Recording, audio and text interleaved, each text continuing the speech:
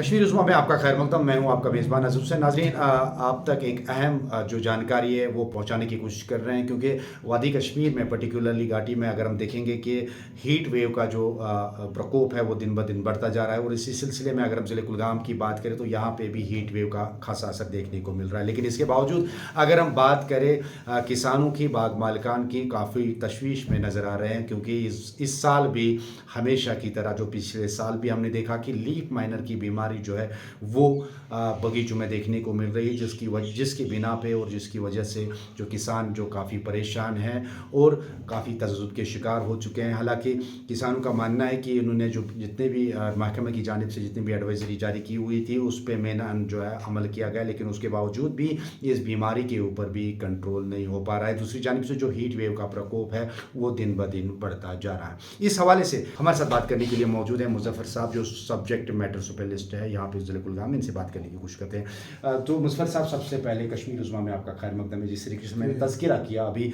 Heat wave के मतलब, या दूसरा यहाँ पे लीफ माइनर जो बीमारी है जो पिछले कई सालों से पूरे घाटी में है और पर्टिकुलरली ज़िले कुलगाम में भी ये ब्रेकअप हुआ है, और इससे जो है काफ़ी खासा नुकसान जो है वो किसानों को उठाना पड़ रहा है। इस हवाले से आप क्या कहना चाहिए? लीफ माइनर को कंट्रोल करने के लिए हमने जो एडवाइजरी जारी की है, जो सुकास्ट की तरफ से जारी हुई है, हमारे डिपार्टमेंट ने भी उसको पहुंचाया है लोगों के पास। उस पर अमल करें। पहले आर्चर्ड्स में अपनी सफाई का ध्यान रखें। जो पत्ते गिरे होते हैं या जो घास उगाई होती है, लंबी लंबी घास, उसको काटें सही टाइम पे, ताकि उसमें ये कीड़े जो रहते हैं वो सर्वाइव ना कर पाएँ। और दूसरी बात यह है कि जून में अब जो जून टू अगस्त जो ये टाइम है उसमें कुछ स्प्रेज वो बागों में छिड़कें। अगर कहीं नज़र आता है ये कीड़ा तो उसमें थायोमेथॉक्सिम आता है हमारा एक केमिकल, उसको ये इंसेक्टिसाइड है, ये 50 ग्राम 100 लीटर पानी में डाल के छिड़कना है। और दूसरा जो हमारा इंसेक्टिसाइड अगर यह छिड़क सकते हैं थायोमेथॉक्सिम के अलावा, ये छिड़क सकते हैं। इसमें दूसरा केमिकल है लेमडासाइलोथ्रिन। लेमडासाइलोथ्रिन ये 50 ml पर 100 लीटर्स ऑफ वाटर इसमें छिड़केंगे, या छिड़केंगे ये इसमें इमिडाक्लोप्रिड प्लस लेमडासाइलोथ्रिन 50 तो ml मतलब जो भी एडवाइजरी जारी की हुई है डिपार्टमेंट की ओर से उस पर मिनन अमल करें, चाहे वो स्प्रे के हवाले से या जो भी एडवाइजरी जो भी एहतियाती तदाबीर उस पर फॉलो करें। लेकिन यहाँ पे किसानों का मानना है कि जिस तरीके से पिछले साल भी आपने जो एडवाइजरी है वो जारी की हुई है, लेकिन उसके बावजूद भी किसानों को जो है इस बीमारी से निजात नहीं मिल पा रही है। इस हवाले से क्या कहना चाहिए?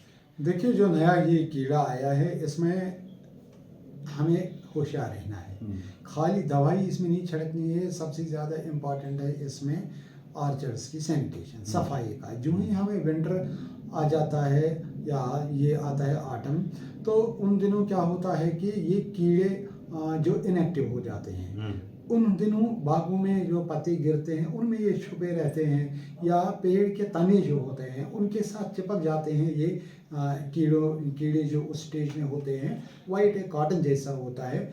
उस वक्त स्प्रेइंग ज़्यादा नहीं करती है। कब उस वक्त हमें ध्यान रखना है, उस वक्त पूरा जो ऑर्चर्ड है उसमें टहनियाँ गिरी होती हैं, फ्रूट गिरे होते हैं, वो सारे हमें बागों से बाहर निकालने हैं या गढ़ों में ज़मीन के नीचे दबाने हैं, ताकि उनमें जो ये एग्स होते हैं ये बाहर ना आने पाए। तो जो अभी दावा कर रहे हैं कि हमने एडवाइजरी फॉलो अप की लेकिन उसके बावजूद भी ये कंट्रोल नहीं हो रहा है, तो ये यहाँ पे आप क्या कहना चाहेंगे? ये एक ही बार 100% तो कंट्रोल नहीं होगा।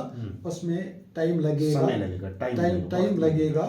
अगर पिछले साल कहीं किसी एरिया में 30% था, आप देखेंगे इस साल उधर 10 या 15% से ज़्यादा नहीं होगा। ये तभी है जब वो एडवाइजरी फॉलो करेंगे या स्प्रेइंग करेंगे, जो भी इंस्ट्रक्शन डिपार्टमेंट ने दी है वो फॉलो करेंगे। तो बस सब यहाँ पे एक और सवाल इस टॉपिक से हटके जो मैंने बात की कि हीट वेव तो दिन ब दिन जो है हीट वेव बढ़ती जा रही है, पर्टिकुलरली पूरे कश्मीर में, और इसके साथ साथ ज़िले कुलगाम में भी हीट वेव जो है वो जारी है। और इस हवाले से डिपार्टमेंट की ओर से क्या एडवाइजरी रहेगी? इसमें हम आर्चर्ड से गुजारिश करेंगे कि टाइम टाइम पे इरिगेशन दे दें और स्प्रेइंग दिन को अवॉइड करेंगे। जो 12 बजे 1 बजे दिन में टेम्परेचर ज़्यादा होता है तो वो सुबह शाम स्प्रे करें और टाइम टाइम पे इरीगेशन देंगे। इसके अलावा मल्चिंग का एहतमाम करें। मल्चिंग में वो पॉलीफिल्म यूज़ करेंगे, पेड़ों के नीचे जो कैनोपी का एरिया होता है उस पर डालेंगे ताकि मॉइस्चर कंजर्व रहेगा। ये कुछ तदाबीर हैं जो करनी है। कश्मीर उज़्मा के लिए मैं कुलगाम से अज़हर हुसैन।